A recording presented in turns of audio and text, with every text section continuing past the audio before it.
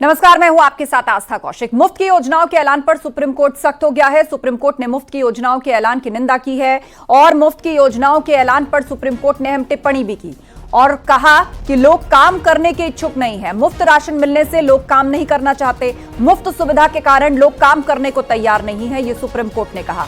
लोगों को बिना कोई काम किए पैसे मिल रहे हैं, राशन मिल रहा है, इसीलिए जो फ्रीबीज हैं उसके कारण लोग काम नहीं करना चाहते। सुप्रीम कोर्ट ने यह अहम टिप्पणी की है। मुफ्त की योजनाओं के ऐलान पर सुप्रीम कोर्ट की यह अहम टिप्पणी सामने आई है और सुप्रीम कोर्ट ने कहा है कि लोग काम करने के इच्छुक नहीं हैं। मुफ्त मिलने से लोग काम नहीं करना चाहते। लोगों को बिना कोई काम किए पैसे मिल रहे हैं। मुफ्त योजनाओं के तहत बहुत कुछ दिया जा रहा है, ऐसे में लोग काम नहीं करना चाहते। मुफ्त की योजनाओं को लेकर सुप्रीम कोर्ट ने यह टिप्पणी की है।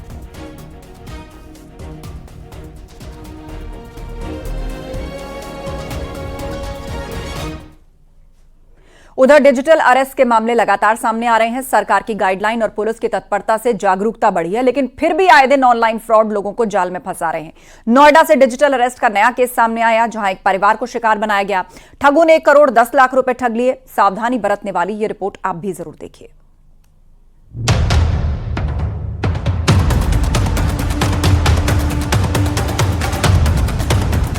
अगर वो खुद को पुलिस अधिकारी बताए तो सावधान हो जाइए।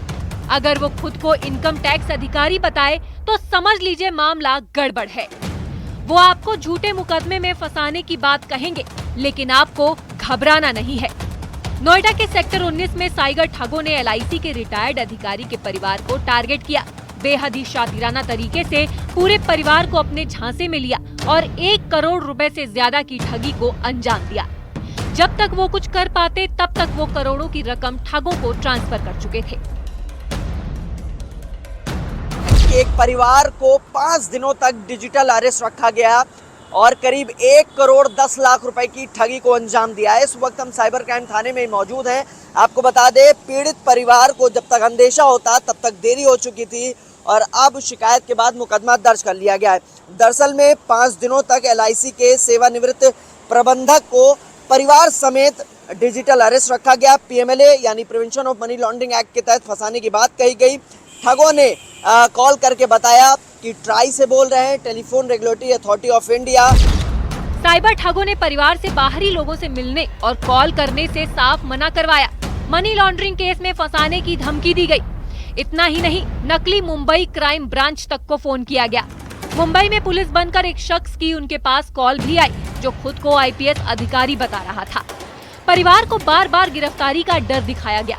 आरोपियों ने पीड़ित को बताया कि उनके खिलाफ अलग अलग जगहों पर 24 केस दर्ज हैं। इतना ही नहीं, CBI में मनी लॉन्ड्रिंग का केस भी चल रहा है। कॉल कनेक्ट कर दी मुंबई के साइबर क्राइम में, लिहाजा वहां पर बातचीत के दौरान बताया गया कि उनका नाम एक व्यक्ति के साथ जुड़ रहा है जिसकी जांच PMLA में हो रही है। उसका नाम नरेश गोयल है। लिहाजा जो भी ट्रांजैक्शंस हुए हैं, जिस भी बैंक अकाउंट्स में ये पैसा ट्रांसफ़र किया गया है, जिस फ़ोन का इस्तेमाल किया गया, उसमें LIC के जो रिटायर्ड सेवानिवृत्त प्रबंधक हैं उनका नाम है। उनके ID से ये सिम लिया गया है। इसके बाद अपराधियों ने पूरे परिवार को 5 दिन तक डिजिटल अरेस्ट करके रखा। 5 दिनों तक अकाउंट डिटेल दी गई, पैसे ट्रांसफर कराए गए। इतना ही नहीं, पीड़ितों ने FD तुड़वा कर ठगों के बताए गए अकाउंट में 1 करोड़ 10 लाख रुपए ट्रांसफर भी कर दिए।